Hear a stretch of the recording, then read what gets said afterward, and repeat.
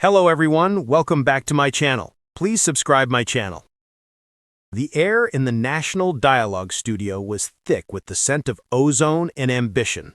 Veteran broadcasters Sarah and Michael sat poised across from Economic Secretary David Chen, their screens filled with data points on the controversial Prosperity Corridor initiative. This was to be the showdown of the week. Secretary Chen, Michael began, his voice a calibrated instrument of gravitas. The projections for the northern counties show a net job loss in the manufacturing sector. How do you reconcile that with your party's leveling up promise?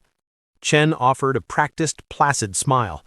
Michael, these transitional periods are always challenging, but the long-term— Sarah smoothly intercepted, her tone sharper. With respect, Secretary, transitional period is what the people of Durham heard 5 years ago. They're tired of euphemisms. They want answers. Is this policy truly for their prosperity or for the prosperity of your corporate partners? The trap was set. The cameras pushed in for the kill shot. Chen did not flinch. He slowly placed his pen on the desk, the click echoing in the sudden quiet. Sarah, Michael, he said, his voice shifting from political cadence to something startlingly personal. For the past year, I have been conducting a deep, internal review, not of policy, but of purpose.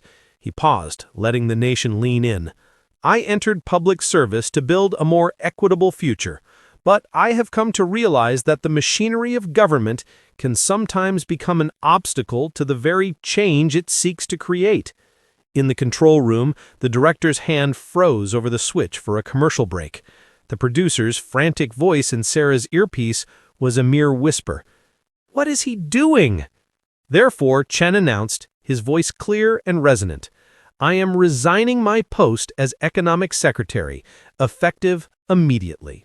I will also be leaving the party to sit as an independent, free from the constraints of the whip, to truly advocate for the communities this policy was meant to serve. The silence in the studio was a physical presence, dense and smothering. Michael's notes sat forgotten in his hand. Sarah's meticulously crafted follow-up questions, designed to corner him on budgetary discrepancies, evaporated from her mind. Their prey had not just seen the trap, he had set the entire forest on fire. The Prosperity Corridor, Chen stated, answering the question now rendered utterly moot, will be someone else's legacy to define. I choose to focus my energy now on building alternatives from the ground up, not administering compromises from the top down. He gave a small, definitive nod. The interview was over. He had not defended the policy. He had not rebutted their claims. He had annihilated the entire premise of the confrontation.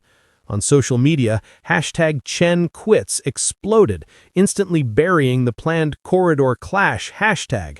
The political world was instantly thrown into chaos. Back in the studio, the bright lights seemed to dim. Michael managed to find his voice, but the prosecutorial edge was gone, replaced by a bewildered emptiness. Secretary, David, this is a monumental decision. What was the final catalyst? Chen offered a serene, almost detached smile. A man must eventually choose between preserving his position and honoring his conscience. Michael, the choice became clear. The remaining scheduled minutes were a hollow formality, a ghost of the debate that was to have been.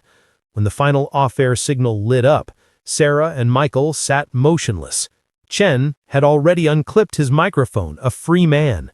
He had not engaged their battle. He had declared the war over and dissolved his own command, leaving them standing on an empty field, their arguments echoing pointlessly in the sudden, defending silence.